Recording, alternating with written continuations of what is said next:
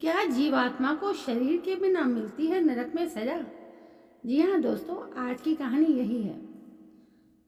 गरुड़ पुराण के अनुसार मरने के बाद आत्मा 24 घंटे के अंदर एक बार फिर से धरती पर लौटती है। इसके बाद परिजनों द्वारा तेरहवीं करने के बाद उसे सूक्ष्म शरीर मिलता है। इस शरीर को पाकर आत्मा फिर से यमलोक में लौटती है। यमलोक में 16 नगर होते हैं। आत्मा को पैदल चलकर ही यमलोक की दूरी तय करनी पड़ती है। आइए गरुड़ पुराण के अनुसार जानते हैं मृत्यु के विचित्र संसार से जुड़े कुछ रहस्य।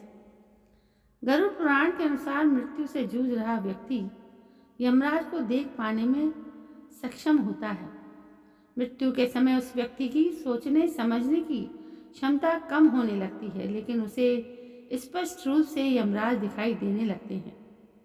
जीवन और मृत्यु से जूझ रहा जीव कुछ बोलना चाहता है, लेकिन उसके गले से आवाज नहीं निकलती।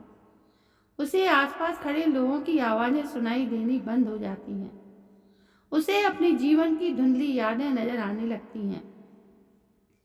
इसके बाद यमराज उस जीव के भीतर से आत्मा खींच लेते हैं और उसे यमलोक ले जाते हैं। गरुड़ पुराण के अनुसार मनुष्य के जीवन का लेखा जोखा पहले से तैयार होता है। जब आत्मा को लेकर यमराज यमलोक पहुंचते हैं तो उस व्यक्ति का लेखा जोखा यमराज के सामने पेश किया जाता है। इसके अनुसार यह निर्णय लिया जाता है कि व्यक्ति को स्वर्ग मिलेगा या फिर नरक। इसके बाद आत्मा की एक बार फिर से यात्रा शुरू हो जाती है। गरुड़ पुराण के अनुसार मृत्यु को प्राप्त हो चुके व्यक्ति को मरने के बाद भी यात्रा करनी पड़ती है।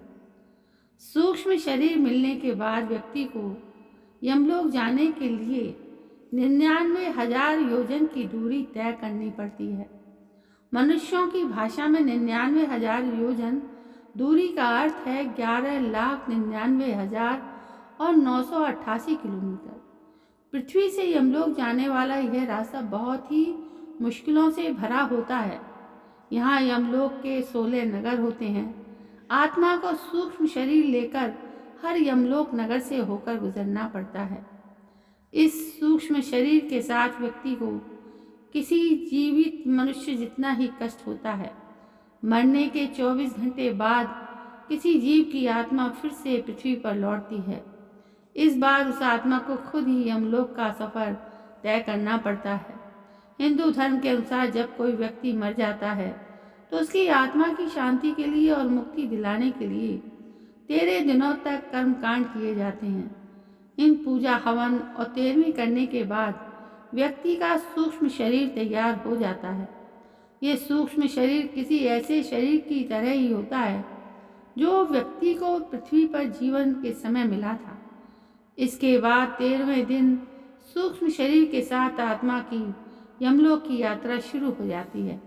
इस सूक्ष्म शरीर के साथ आत्मा पैदल चलकर यमलोक पहुंचती है। मनुष्य ने अपने जीवन में अगर बुरे काम किए होते हैं तो उसे नरक की आग से गुजरना होता है। नरक में पहुंचकर उसे उसके कर्मों के अनुसार कई यातनाओं से गुजरना पड़ता है। जैसे अगर किसी व्यक्ति ने अपने जीवन में किसी को धोखा दिया होता है तो उसे लोहे की छड़ों से पीटा जाता है। वहीं अपनी सुंदरता या शरीर पर अभिमान करने वाले मनुष्य को नरक की आग में जलाया जाता है। यह जीव का सूक्ष्म शरीर ही होता है जिसे सजा दी जाती है। इस सूक्ष्म शरीर को भी दर्द होता है। यह सूक्ष्म शरीर अस्थायी तौर पर मिलता है। सजा पूरी होने के बाद जीव को कर्मों के अनुसार अगला जन्म लेने के लिए भेज दिया जाता है। वहीं अगर किसी मनुष्य के कर्म अच्छे हैं तो उसे स्वर्ग में भेजकर हर सुख सुविधाएं भी दी जाती हैं। तो दोस्तों, ये थी गरुड़ पुराण की बहुत ही मशहूर कहानी जो आपने शायद कभी ना कभी किसी के मृत्यु उपरांत आपने सुनी होगी तो समझी होगी। मुझे भी लगा कि मैं एक बार फिर से इसे दोहराऊं, तो इसलिए मैंने इसे आपके समक्ष रखा। आपको ये कहानी कैसी लगी ज़रूर कमेंट करके बताएं। इस कहानी को शेयर ज़रूर करें जिससे लोग ये जान जाएं कि हमारा जीवन मृत्यु के बाद कैसा रहेगा। दोस्तों कल मैं फिर हाजिर होती हूँ, तब तक के लिए जय हिंद, वंदे मातरम।